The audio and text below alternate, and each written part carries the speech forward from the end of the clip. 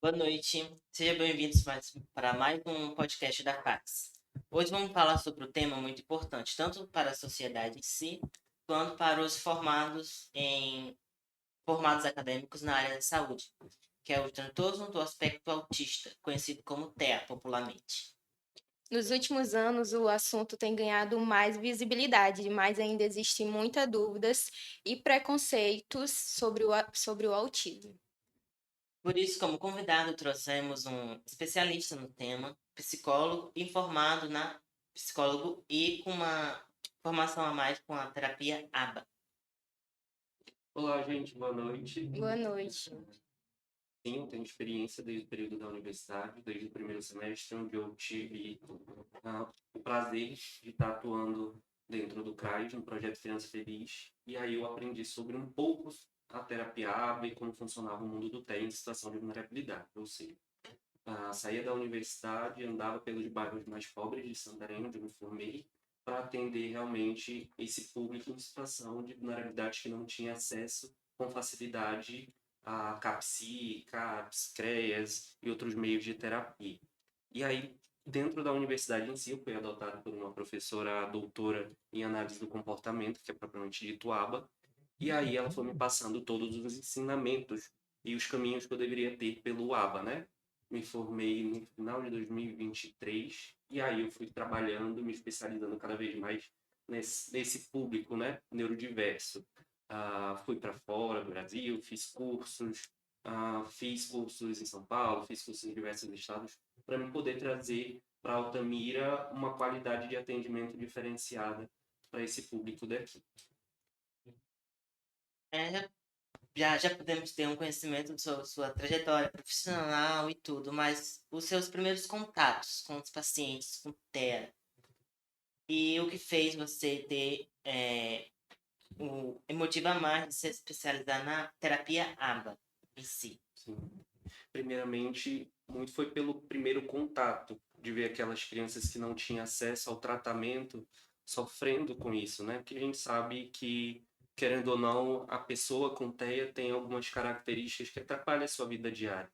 E se você não tiver um acompanhamento precoce, desde pequenininho, tem muito prejuízo no desenvolvimento comportamental, na fala, raciocínio e diversas funções cognitivas. E eu vi que essas crianças, não tendo acesso, elas estavam se atrasando muito. E as escolas não queriam aceitar essas crianças. Então, eu, como acadêmico, naquele período, tinha que fazer alguma coisa, ver a realidade. E aí eu fui me apaixonando cada vez mais por esse público e fui trabalhando. É muito importante a gente saber sobre isso, né? Porque existe muito essa questão de pais não ter condições de ir atrás de um diagnóstico. E eu queria que você falasse um pouco sobre o que é o TEA, que é o transtorno do espectro autista. Ok. O TEA, do primórdio, lá no início, ele era considerado como uma loucura. Ou seja, os pais abandonavam seus filhos em hospitais psiquiátricos. Joga lá, eu não quero, não aceito dentro da minha casa, a criança não está seguindo um padrão que é colocado, né? E aí foi se modificando com o passar do tempo até se encaixar como um transtorno do espectro autista. O TEA ele foi classificado não como uma doença, mas como uma forma do indivíduo se comportar no meio social, no mundo, e a forma que ele visualiza. Todo mundo tem suas características comportamentais, todo mundo sabe como vai se comportar em determinado ambiente. E o TEA é isso, não é uma doença para ter cura. A gente consegue desenvolver umas habilidades, e essas habilidades podem ser falta de comunicação, a falta de coordenação motora grossa, coordenação motora fina, isolamento social, questões cognitivas como memória, atenção, raciocínio lógico, controle inibitório, diversas funções que precisa se passar por uma avaliação para saber se a pessoa ela se encaixa de acordo com o DSM, pelo menos 5 características para poder ter o diagnóstico de transtorno do espectro autista. Muitos pais hoje em dia não acreditam que os filhos são autistas, né? Na Sim, verdade, muitos pensam que é só a criança. Ah, a criança hoje em dia ela é assim porque cresceu, porque o pai educou desse jeito. Mas muitas vezes isso traz um pouco para a realidade, né? Muitas vezes os pais não acreditam que a criança é autista e pensa que é só um, sei lá, um síndrome ali no momento e pensa que é mito, né? Muitos pais não acreditam. vem muito da cultura, né? Da loucura. Ah, eu não quero um filho louco dentro da minha casa. Eu não quero alguém que não seja normal de tua sociedade dentro da minha casa, porque eu não quero lidar com isso. Então, se tem muito preconceito ainda. E aí, estamos lidando cada vez mais com o avanço da tecnologia e chegando com a informação do que é transtorno espectro autista, do que isso pode ser feito, que a criança pode ter uma vida dita como normal dentro de uma sociedade, onde tem os meios de inclusão, que elas podem ter seus direitos garantidos. Então, é mais um meio de informação que esses pais precisam ter e uma visão ampliada, porque, querendo ou não, os profissionais têm dificuldade de acesso com esses pais. Geralmente, esses pais nunca buscam uma ajuda clínica, uma ajuda no CAPSI, no CAPS. Geralmente, eles vão na UBS falar com o médico porque o filho está atrasado. O filho não está falando com 2 anos e meio de idade. Ele está andando na ponta do pé. Ele está pegando pequenos objetos, como carrinho, e está rodando, está girando a roda, né? Em olhar fixo para a roda. Então, são essas características que eles levam para a primeira consulta. E aí, quando o médico generalista da UBS pontua que pode ser um transtorno espectro autista, tem a primeira negativa que a gente chama de luto, né? O primeiro luto da idealização do dito filho perfeito. E aí vai para processo psicológico que o pai precisa enfrentar para poder chegar a buscar um tratamento. Justamente por todas essas diversidades do autismo no dia a dia e tudo, quais são os principais desafios que você, como psicólogo, pode dizer que a criança, durante a sua fase de infância, pré-adolescência e adolescência, pode ter no seu dia a dia com o TEA diagnosticado? O desafio é o tratamento de qualidade, né? A criança ele tem TEA, mas aí um tratamento de qualidade dito aqui em Altamira ainda é muito difícil e é muito escasso. Profissional que atue, que seja de qualidade, que busque informação, então é difícil. Primeira questão que a gente pontua na infância é o acesso na escola também, porque a escola precisa fazer inclusão, mas está sendo feita uma inclusão de forma errada. A escola está incluindo pessoas com TEA dentro da sala de aula, sem uma pesquisa do indivíduo, porque a gente sabe que o TEA, cada pessoa com TEA tem sua característica, o TEA não é um padrão, então a escola está fazendo a inclusão de forma errônea hoje em dia.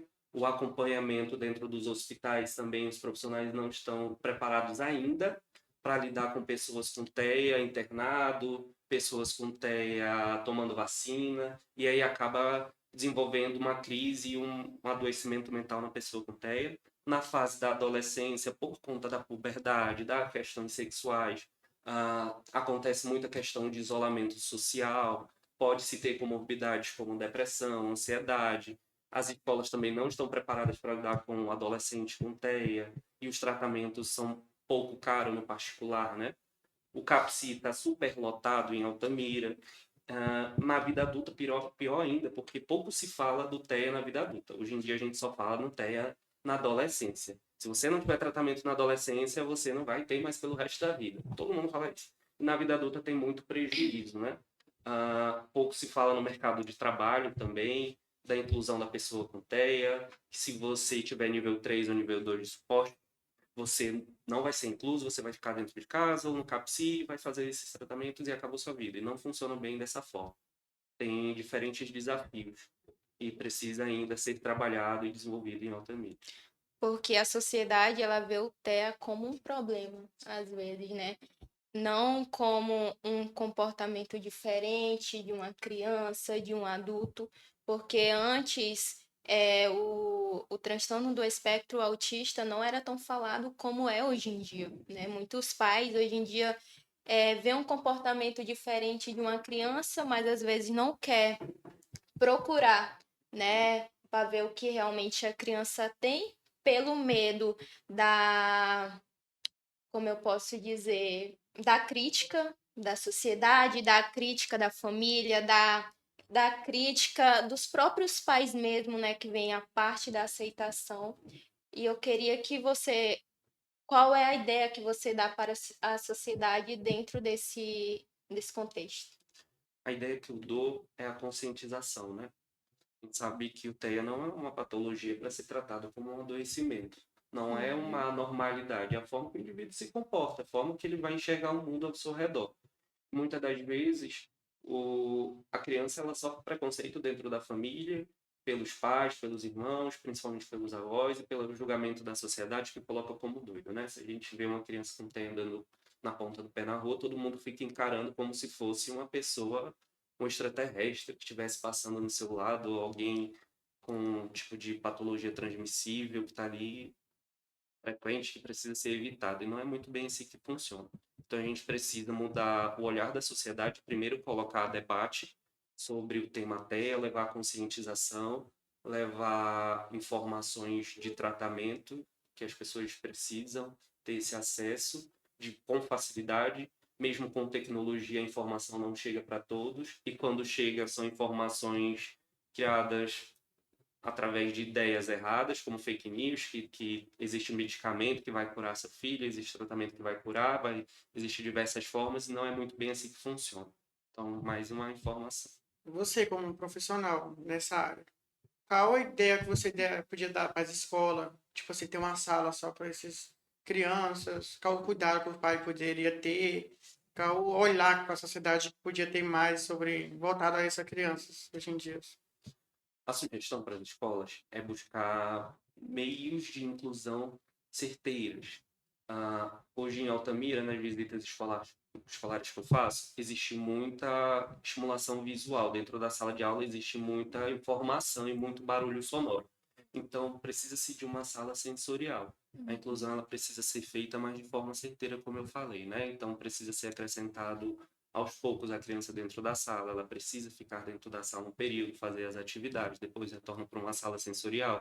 Muitas das vezes a criança entra em crise dentro da sala e os auxiliares, os coordenadores não sabem como lidar com esse comportamento e acaba excluindo a criança da sala, isolando ela do ambiente social para que ela não se irrite. Então, assim, falta informação nas escolas municipais, querendo ou não, precisa ser públicas e precisa buscar profissionais que são especialistas na área pública, em escola, para acrescentar essa modificação. Porque em Altamira, até mês passado, tinha muitas crianças matriculadas e, por, sim, característica, quantidade de pessoas por sala, em torno de 5 crianças por TEA para 40 alunos dentro de uma sala. Então, é muita informação sensorial acontecendo naquele período. Então, a criança está só lá dentro, ela não está aprendendo, não está socializando. Então, precisa se modificar esse quantitativo de pessoas dentro de uma sala, criar sala de AE mais estruturada, uma sala sensorial. Essa é uma escola ideal. A gente sabe o que vai acontecer? Não, porque custa muito caro. A gente, como um acadêmico de enfermagem, né? Às vezes a gente vai atender um paciente com TEA, muitas vezes, querendo ou não, a gente se cobra para atender o paciente sozinho. Mas muitas vezes, das vezes, a gente tem que ter. A criança não consegue falar o problema que ela tem, não consegue ali. Muitas vezes ela vai ter o transtorno dela, né? Porque não tem o pai, né? Na verdade, porque muitas vezes a gente tem que deixar, ter uma sala reservada só para aquela criança que tem esse problema, levar o pai, né? Para poder se sentir mais vontade. Tem criança que não consegue se falar, que tem um transtorno cada zoada, tem um transtorno cada agulhas, né? Então, qual o conselho você daria para a gente que está nessa acadêmica, assim, né? Melhor, assim, no rumo, pra gente Cuidar melhor na área da saúde? da saúde. Ok. Tem diversos fatores que a gente precisa saber sobre essa criança, se ela é verbal ou não. Significa se ela consegue se comunicar. Se ela consegue se comunicar, podemos perguntar através de brincadeiras. Pega uma luva, pega uma seringa de brinquedo, enche de água, faz uma pequena brincadeira antes com a criança para ela se sentir confortável. Isso a gente chama de previsibilidade do fato em si que vai acontecer. Se for uma vacina, dá essa agulha, faz uma brincadeira com ela e passa 5 minutinhos brincando para que não seja um evento traumático. Se for uma pessoa não verbal, existem diversos meios de comunicação, que a gente chama de comunicação alternativa, que é o CAA, através do tablet, onde a criança vai passar os mandos, né? Comer, está doendo, estou com medo, e diversos outros fatores. Tem o PECs, onde ela vai retirar a figura, que é emplastificada, e vai entregar para o enfermeiro. E aí vocês podem desenvolver brincadeiras da mesma forma, porque a comunicação não é só verbal, a comunicação também é comportamental. Se ela está sentindo dor, ele vai se expressar através do comportamento. Se está sentindo medo, vai se expressar. Se está alegre, vai se expressar. Vai muito do tato do profissional que está ali naquele momento desenvolvendo o seu trabalho. Mas precisa ser muito lúdico com criança com TEA. Porque, assim, querendo ou não, a gente sabe que eles têm um comprometimento de comprometimento cognitivo, então precisa ser muito bem explicado, muito bem dinâmico e lúdico naquele momento. Seguindo a continuidade, o seu acompanhamento com os pacientes não verbais ou com dificuldade na conversa, no diálogo, qual é a sua técnica que você usa, a estratégia de comunicação que você costuma utilizar nesses casos? Também nos casos onde eles têm são um pouco agressivos, que tem esses casos específicos, não todos, mas alguns são as técnicas que o senhor usa, que o senhor pode nos demonstrar, que a gente possa utilizar no âmbito hospitalar também. Então, é até delicado, porque eu só trabalho com crianças mais agressivas, né? Sou especialista em gerenciamento de casos agressivos. Para fora, fiz cursos e voltei para cá. Tem uma curiosidade de que cada região tem suas características do TEA. O que é TEA aqui é diferente do que é TEA em Belém, diferente do TEA em Santarém. Tem sua característica modificada dentro do povoado, da cidade, da cultura onde você está inserido. Aqui em Altamira, eu percebo que as pessoas são muito mais estressadas, são muito mais ansiosas e depressivas, então essas características são mais acentuadas que acaba se passando para criança, adulto, adolescente. Muito disso por conta da barragem em si, né? Então, assim, características a trabalhar, justamente isso, não desenvolva um ambiente aversivo para o paciente com TEA. Ele já tem uma característica de que é medo de pessoas que usam jaleco e pijama cirúrgico, por conta dessa falta de cuidado dentro dos hospitais e das UBSs, querendo forçar, né? Segurar a criança para poder aplicar a vacina. Tá chorando? Pai, segura, pressiona. E aí você vai acabar desenvolvendo um evento traumático nessa pessoa e nessa criança com TEA. Vai mais pelo meio lúdico mesmo. Se for criança, brinca um pouco com a criança, faz ela se sentir segura naquele ambiente, pega uma seringa, enche a luva de ar, entrega para a criança, mesmo que ela chore no momento da aplicação, é normal a criança chorar, o pai também vai dar um suporte, é mais por esse caminho. O adolescente já tem um pouco mais de compreensão, já tem uma facilidade de lidar nesses ambientes. Precisa ter as informações verbais e as informações visuais também, é uma dica importante. Todo o procedimento, apesar da criança ter e adolescente e adulto tiver maior comprometimento, apresenta características visuais, precisa se apresentar. Se vocês tiverem imagenzinhas de cada passo que vocês forem fazer com eles, mostrem e tenha cuidado com a privacidade também dessa pessoa, porque eles se sentem muito, por questões sensoriais do toque, eles se sentem muito invadidos. Adulto tem maior facilidade, né? Vocês conversando através de verbalização e de imagem, chega-se mais fácil. Tem crianças que cada uma tem o seu comportamento diferente, nem todas vão ser um exemplo. Tem mães que falam, meu filho se comporta dessa maneira, e a outra mãe fala que o filho se comporta de maneira totalmente diferente. E aí começa um debate, né, nessa questão. E os pais, eles enfrentam uma grande dificuldades em frequentar certos locais, né? Muitos pais deixam de sair por conta que o seu filho ele se incomoda com os sons sonoros, ele se incomoda com barulhos. Então, o que você fala para esses pais, né, que deixam de frequentar certos locais por conta que essas crianças ficam dessa maneira? Ok. Cada criança tem sua característica em si. E cada profissional dentro da equipe multi, que é TO, terapeuta ocupacional, fono, psicólogo, psicopedagogo, o enfermeiro também está incluso dentro dessa experiência multiprofissional, precisa trabalhar em um diferente tipo de função dessa criança. O que você me pontuou foi sobre questões sensoriais. A psicologia ela trabalha modelando esse comportamento junto com o terapeuta ocupacional. A criança ela tem questões sensoriais auditivas, que é sonora, há muito barulho. Então, se tem hoje em dia dispositivos como que fazem barulho, que parece um fonezinho, ele pressiona a criança, ela não sente tanto incômodo. Se tem muitas questões visuais, que é muito colorido, existe óculos que inibe essas questões sensoriais, mas é tudo questão de estudo para essa criança. Tudo é uma orientação correta para esses pais, porque realmente esses pais têm muita apreensão e existe muita comparação aqui dentro de Altamira. Eu sempre trago a realidade de Altamira. O maior questionamento que os pais me trazem Por que meu filho faz isso e o filho do outro não faz? Por que meu filho é agressivo e o filho do vizinho não é?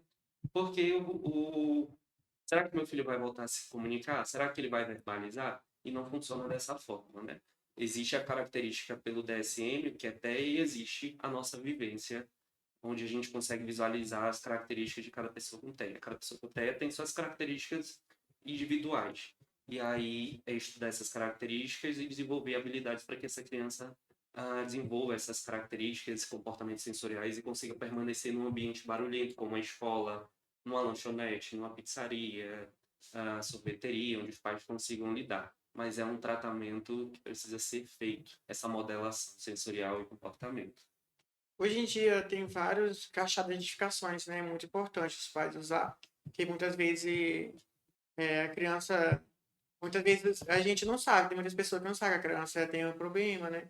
Que aí sempre é bom ter o crachá, ter a vaga de identificações, que às vezes você vai lá num lugar, muita pessoa, não vou dar prioridade para a pessoa, para a criança porque ela é normal. Mas muitas vezes o pai não sabe que tem esse crachá, né? Não tem essas identificações, como é que se diz? Essas identificações, né? É muito importante eles usar essas identificações. Que é a CIP, né? A Isso. CIP de identificação para pessoas com TEA. Ela é importante porque garante que a criança, adulta, adolescente tenha direitos garantidos. Se for adulto, taxa de carro, que é importante, adaptação do carro. A adolescente, acessibilidade a diversos ambientes, em filas especiais, passar no caixa, ter acesso à escola de garantia e diversos outros direitos. Na infância também, ter direito a BPC Luas, faz diversas importâncias. Então, assim, a CIP ela é importante para a identificação, porque o TEA não tem cara, né? É. Você consegue perceber nível 2 de suporte que já tem maior comprometimento, nível 3 também, mas nível 1 ali que está apenas com alguns déficits, não consegue se perceber. É importante essa identificação para fazer que essas pessoas tenham seu direito. Respeito esse momento deles, né? E isso, seja respeitado. E dentro de todo o contexto até o momento, qual é o maior papel do psicólogo no tratamento Ah, em si? o psicólogo ele vai cuidar do comportamento. O comportamento ele é tudo na nossa vida. Se a gente não sabe se comportar, a gente se isola, né? Vai se isolando cada vez mais. Então, para a pessoa com TEA, o psicólogo é o primordial. É o que está ali na frente, orientando fono, TO, psicopedagogo e a equipe multi, psiquiatra, e a gente vai fazendo essa parceria. Precisamos modelar muito comportamento para que não afete a saúde mental dessa pessoa. A gente sabe que por conta do comprometimento cognitivo, pode-se aparecer ansiedade, pode-se aparecer depressão, pode-se aparecer diversos outros transtornos, apesar ao decorrer do tempo, né? Então, o psicólogo vai olhar para esses detalhes, vai modelar esse comportamento, vai desenvolver essas habilidades e vai orientar para onde essa criança precisa seguir nos próximos tratamentos. Na sua experiência como psicólogo, quais são os principais cuidados que os profissionais de saúde devem ter para garantir um atendimento mais humanizado e acolhedor às pessoas com TEA e sua família? Acho que é, assim, primórdio, o conhecimento, que a gente precisa ter um conhecimento básico sobre o transtorno e saber que se invadirmos a privacidade de uma pessoa com TEA, ele vai desorganizar.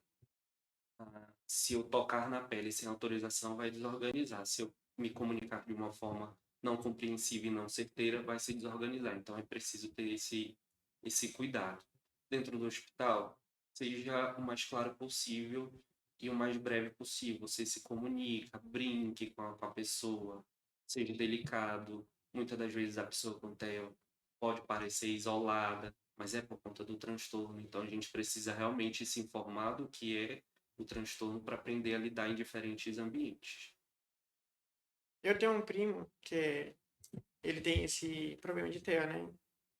E aí, na escola, a professora fala que ele tem a maior dificuldade de sempre não quer aceitar o não, que tá errado, né? E minha tia trabalha muito com isso em casa, né? Tipo, ela pega o caderno, escreve, fala, ó, eu errei também. E às vezes ele chora porque ele quer estar certo, né? E sempre tá errado. Por exemplo, um nome que escreveu errado, né? E ele não quer apagar e fazer tudo de novo. Então é muito importante os pais trabalharem nessa área, né? Do não, né? Que pode fazer em casa, as brincadeirinhas, né? Para poder interagir com ele, para ele aceitar que, né? que aquilo é o certo. Que aí a gente fala de baixa frustração. Isso. Essa baixa frustração da criança nada mais é do que não saber lidar com sua saúde mental, não sabe suas características, não sabe lidar com o não em si. É um aborrecimento, é uma crise de raiva, é uma crise de tristeza que eles não conseguem pontuar em si. As orientações que mais se passam é: mãe, fala um não para criança, fala um não para criança, mas a frustração para todo mundo é normal. Quando me falam um não, eu fico emburrado e me isolo. Quando falam não para pessoas típicas, a gente também tem nosso momento de crise. Só que a gente consegue lidar com a nossa saúde mental. Falando não, me frustro, vou fazendo as coisas e consigo lidar com esse não. Já com as crianças com TEA, não, pessoas com TEA, não, eles ficam se martirizando e não conseguem lidar com facilidade com essas questões emocionais. E aí é um ensinamento que a gente precisa ter também, né? Porque se a criança não sabe lidar com a frustração, é porque faltou algum tipo de modelação desse comportamento pelos pais. Porque a nossa primeira experiência emocional vem do nosso meio social domiciliar, dentro de casa, com o pai, com a mãe, nosso primeiro contato, e a gente aprende sobre essas questões de frustração com eles, na primeira infância. Hoje em dia a tecnologia está presente em praticamente tudo. Como profissional, as telas, a tecnologia em si, pode ser usada como benefício no tratamento e na melhoria do TEA durante os tratamentos, ou é uma forma de muitas mães usam como uma rede de apoio em casa, muitos pais também. Pode prejudicar a criança. Tudo questão de mensuração. Tudo tela é mensuração, que a gente não pode deixar de impedir o acesso da criança à tecnologia, né? Ao passar do tempo, a tecnologia vai avançando e a criança precisa ter acesso, mas é tudo questão de mensuração e o contato que ela vai ter com diversos aplicativos, que é jogos e desenhos dentro da tela, pode ser um celular, um tablet, a televisão.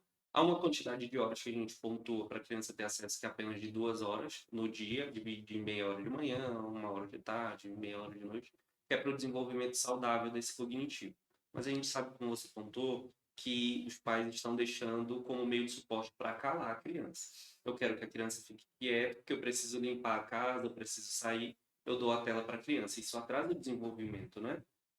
Uma característica também voltada para a Altamira é muito diagnóstico errado por falta de desenvolvimento. A gente sabe que a tela ela atrasa o desenvolvimento da criança, atraso de fala, atraso cognitivo, e acaba desenvolvendo as mesmas características do TEA, que as pessoas ainda não se sabem sobre isso, né? Que é a coordenação motora, comunicação, isolamento, e prejudica diversos comportamentos em si. Então a tela ela precisa ser mensurada. A gente não pode isolar eles de ter acesso, mas também precisamos ter um controle e um acompanhamento e saber o que está sendo feito pela criança ali, principalmente na fase da adolescência. Então, bora prestar atenção, porque tem muitos adolescentes sofrendo bullying na internet, vários jogos perigosos, muita característica sexual, muito acesso fácil em conteúdos inapropriados, e pessoas com TEA têm muita característica de se viciar em pornografia e diversos outros vícios.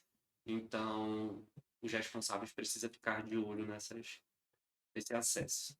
Sobre algo que o senhor pontuou, o excesso de tela que muitas vezes causa pode-se dizer, falso diagnóstico de TEA. Por isso que a importância dos 5 testes para ter o diagnóstico preciso do TEA. Então, tem processos que a gente deve se enfrentar, né? Ele precisa de acompanhamento da equipe multi, que é psicólogo, que criança ou adolescente passa pela avaliação neuropsicológica, onde ele vai ser submetido a testes cognitivos, teste de personalidade, diversos testes em si.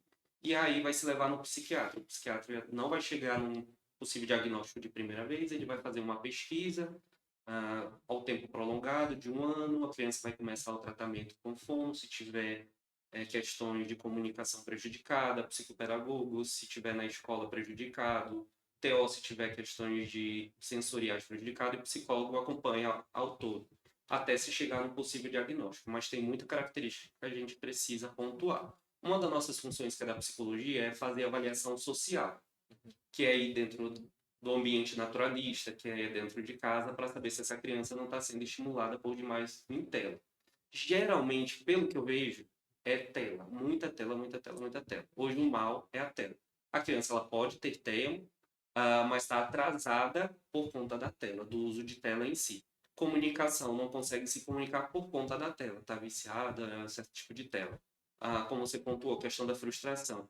Pode ser também por conta da tela, do vício na tela, né? A gente sabe que a tela também é um vício, ele causa abstinência. Então, se a criança não tem acesso, se o adolescente não tem acesso, ele entra em abstinência e entra em uma crise. Então, existe processo para se chegar no possível diagnóstico. E se entra a tela no meio, aí a gente começa a ficar em dúvida, começa a investigar mais a fundo se realmente é um TEA, ou se é um TDAH ali, ou se é ansiedade, depressão, diversos outros transtornos, e aí vamos eliminando de acordo com o DSM. E é nessa parte aí que muitas pessoas se enganam, né? Que acham que a criança ela tem um transtorno, mas não tem pelo uso excessivo de telas, né? Que, como você falou, né? Atrasa a comunicação, atrasa o desenvolvimento da criança também. E para encerrarmos a nossa conversa, Qual o conselho que você deixaria assim para essas famílias carentes? Porque a Altamira em si é muito carente dessa área, né? De profissionais, psicólogos. A gente vai no CRAS ali, tá cheio, não tem vaga. O que você deixaria esse recado para a família, para os cuidados, para manter aquela criança mais tranquila, uma vida mais saudável? Ok, vamos procurar conhecimento, primeiramente, fontes confiáveis. Vamos buscar profissionais onde seja um pouquinho mais sérios. Vamos ter acesso a primários, que a gente sabe da UBS também, que eles passam as informações para você e você vai no CAPSI e vai ter um tratamento, né, para essa criança. Em situação de vulnerabilidade, tem um projeto Criança Feliz em Altamira, onde eles têm um acompanhamento domiciliado também, que é importante pontuar. Tem acesso a profissionais em valores sociais, em ambiente clínico, onde a criança vai poder pagar em um valor muito abaixo. Então, a gente tem acesso a tratamentos gratuitos pelo governo e também temos acesso a profissionais particulares em valores sociais. Mas nunca se fechar o olho para o diagnóstico, né? A criança ela precisa de um acompanhamento, precisa dessa ajuda para poder desenvolver as habilidades emocionais e diversas outras e buscar realmente a informação, que é importante no nosso meio, né? Qual a mensagem profissional que você deixa? Tanto, também como um conselho, tanto para nós, como acadêmicos de enfermagem, quanto para os seus alunos também, que provavelmente irão assistir. Vamos todo mundo fazer terapia. Tá todo mundo muito ansioso, todo mundo viciado em tela, vamos estudar, vamos focar em meios científicos. Altamira é muito pobre em meios científicos e os meus alunos de psicologia sempre sabem que eu cobro muito meio científico, muitas questões padronizadas, nome de ABNT, muita terapia e vamos estudar. Esse é meu conselho profissional. Foi um prazer ter o senhor nessa meio de conversa, né? É muito importante ressaltar, né? Não, tipo, não só a sociedade hoje em dia, mas só que a gente pode trazer um pouquinho da convivência que a gente tem no dia a dia, né? Então foi um prazer ter o senhor aqui nessa mesa. E espero ter o senhor de novo em outra conversa. Foi muito bacana. muito Obrigado. obrigado pela sua participação, né? Hoje a gente compreendeu um pouco sobre o TEA, sobre a inclusão dentro das escolas, um conselho para os pais. É isso, muito obrigado. Obrigado. Agradeço.